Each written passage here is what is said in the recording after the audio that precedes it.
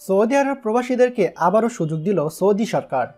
সৌদিতে অবস্থানরত প্রবাসীদের পেশা পরিবর্তনের সুযোগ বাতিল ছিল বেশ কয়েক বছর ধরে।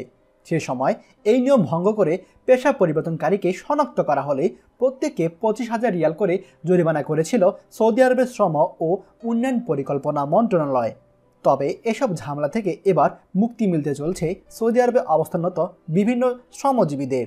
সৌদি আরবের পত্রিকা আরব নিউজ জানিয়েছে, গত এক বছর যাবৎ পেশা পরিবর্তন বন্ধ থাকায় চরম দুর্ভোগ পোহাচ্ছিল সৌদি প্রবাসীরা। পেশা পরিবর্তন করতে না পেরে অনেকের ট্রান্সফার, কাফালা পরিবর্তন, এমনকি ইকামা নবায়নের মতো কাজও বন্ধ ছিল।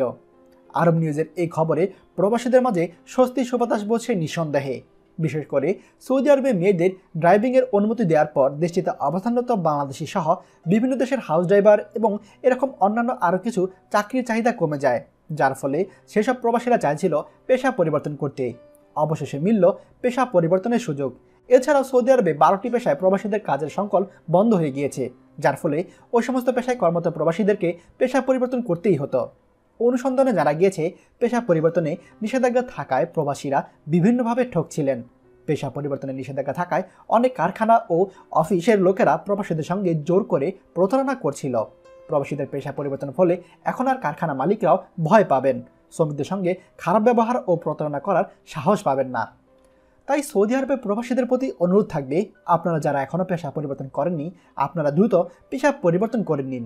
2019 সাল আমাদের সৌদি প্রবাসীদের জন্য কঠিন হতে পারে, তাই এই কঠিন সমস্যা মোকাবেলা করার জন্য পেশা পরিবর্তন অতীব জরুরি। ভিডিওটি দয়া করে সকল প্রবাসীদের সঙ্গে শেয়ার করে তাদেরকে দেখার সুযোগ করে দিন। আর সৌদি আরবের সকল গুরুত্বপূর্ণ খবর সবার আগে পেতে আমাদেরকে এখনই সাবস্ক্রাইব করুন। ধন্যবাদ।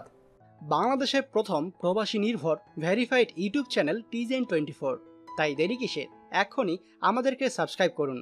সাবস্ক্রাইব করতে সাবস্ক্রাইব আইকনে ক্লিক করুন এবং বেল আইকনটি চাপুন, যাতে আমাদের কোনো নতুন ভিডিও আপনি মিস না করুন।